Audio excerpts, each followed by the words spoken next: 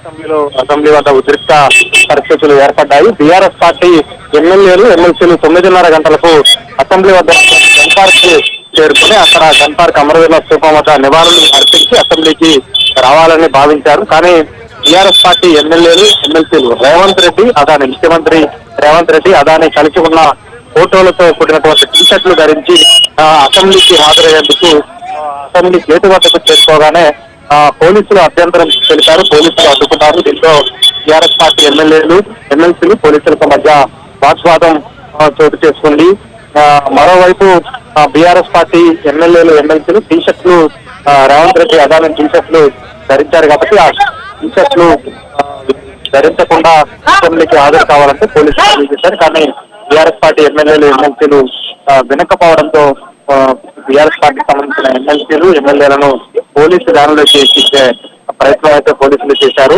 ముఖ్యంగా రేవంత్ రెడ్డి అదాని ఒక్కటై తెలంగాణ సంపదను దోచుకుంటున్నట్టు బీఆర్ఎస్ పార్టీ గతంలోనూ ఆరోపణలు చేస్తుంది, ఇప్పుడు కూడా ఆరోపణలు చేస్తోంది. మరోవైపు ప్రధానమంత్రి మోడీ పైన అదేవిధంగా అమిత్ షా అదానిపై రేవంత్ రెడ్డి విమర్శించారు, రాహుల్ గాంధీ విమర్శించారు. కానీ తెలంగాణలో రేవంత్ రెడ్డి మాత్రం అనుకూలంగా వ్యవహరిస్తున్నారంటూ ఇక్కడ టీఆర్ఎస్ పార్టీ ఆరోపిస్తున్న పరిస్థితి కనపడుతోంది. ముఖ్యంగా అదాని కంపెనీలతో ఒప్పందాలు చేసుకోవడంతో పాటు స్కిల్ యూనివర్సిటీకి 100 కోట్లు ఇచ్చే వరకు అదాని రేవంత్ రెడ్డి వ్యవహారం వచ్చింది. కానీ రాహుల్ గాంధీ అదేవిధంగా సమాజం తిరగబడడంతో రేవంత్ రెడ్డి వెనక్కి తగ్గాల్సిన పరిస్థితి వచ్చిందంటూ కూడా టీఆర్ఎస్ పార్టీ ఆరోపణలు చేస్తున్న కనపడుతోంది.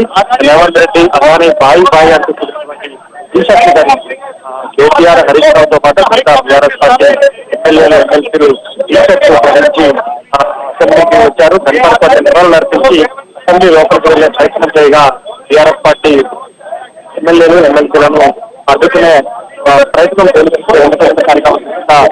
వాతావరణం ఏర్పడితే చెప్పుకోవచ్చు. మరికొద్ది సేపట్లో టీఆర్ఎస్ పార్టీ ఎమ్మెల్యేలు ఎమ్మెల్సీలను పోలీసులు అరెస్ట్ చేసే అవకాశం కూడా మనకు కనపడుతుంది. ఇప్పటికే కొంతమంది ఎమ్మెల్యేలు ఎమ్మెల్సీలను పోలీసు దారిలోకి ఎక్కించారు, మరికొంతమంది ఎక్కించే ప్రయత్నం అయితే చేస్తున్నారు.